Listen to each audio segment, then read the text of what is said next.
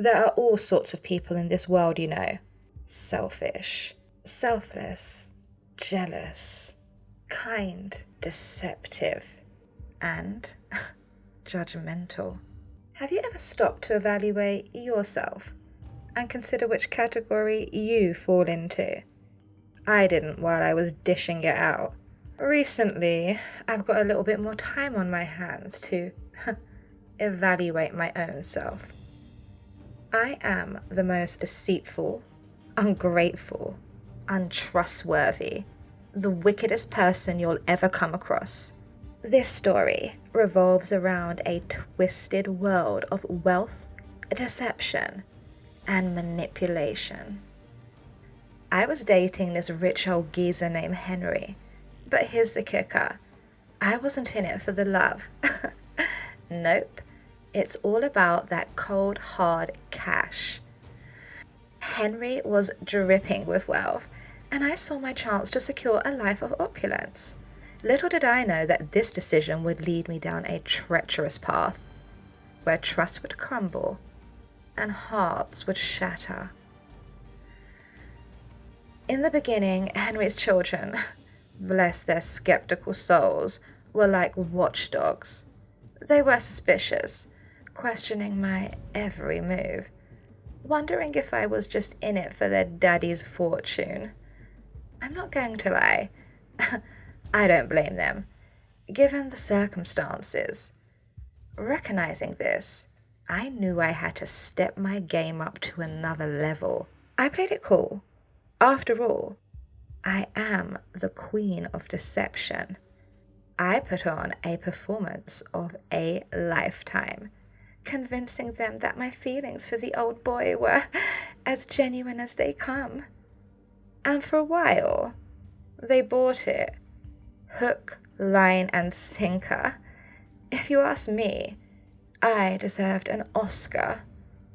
Now, let me paint you a vivid picture of how I shamelessly exploited Henry's riches and put any lingering doubts to bed.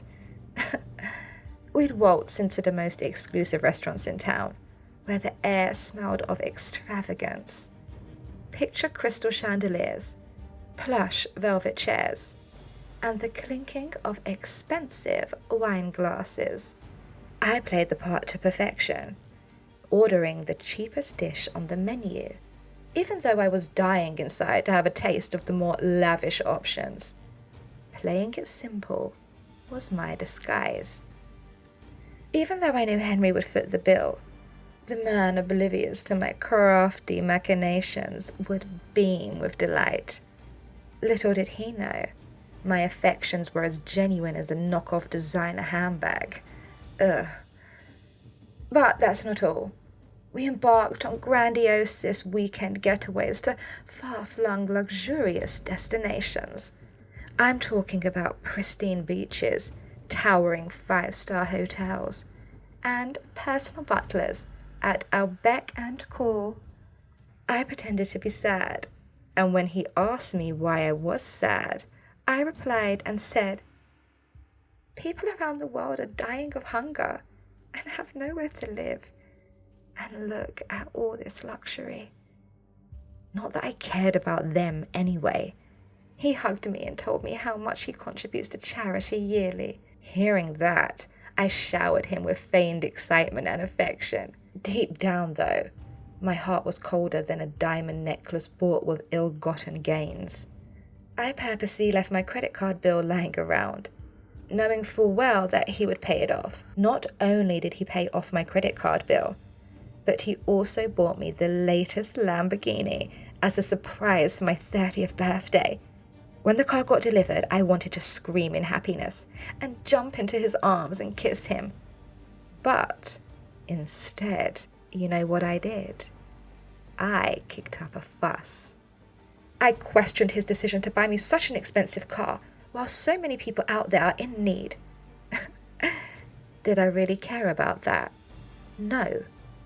Like I said, I was a heartless person. When I discovered that he paid off my credit card bill, I accused him of stealing my independence. The argument was so loud that all three of his kids stood upstairs looking down on us. Exactly what I wanted. From that night, his children saw me in a different light, except for the youngest, Charlotte. She was 1 year younger than I, and she did not like me at all. I don't know what her problem was. After my outburst, Henry loved me even more. As time went on, Henry's infatuation with me reached astronomical heights. The man was head over heels, so naturally he proposed marriage. Jackpot, right? This was my golden ticket to securing his immense fortune. But no matter what I did, Charlotte wasn't buying it. It's like she could see that I was putting on an act. Knowing this made me uncomfortable. Very, very uncomfortable. She tried to warn her dad, but Henry, bless his gullible soul, he refused to entertain the idea of a prenuptial agreement. He was convinced that our love was unbreakable. Like a fool in a Shakespearean tragedy. 2 years after we got married, I thought to myself, mission accomplished. My job here is done. Time to find a way to move on from this old boy and find a new victim. That's when I concocted my diabolical plan. The one that would seal my access to his wealth forever. I know a little bit about mechanics, so I loosened the brake cable in his Jeep to make it seem like an accident. Everyone who knows Henry knows he likes to drive fast. So it won't come as a surprise if he loses control of his Jeep and meets his untimely demise. Time to execute the charade. I felt so nervous. I could feel the blood pumping through my veins as the plan unfolded. But fate, that cunning trickster, had other ideas. Henry survived the accident, defying my wicked desires and leaving my dreams of ill-gotten riches in tatters.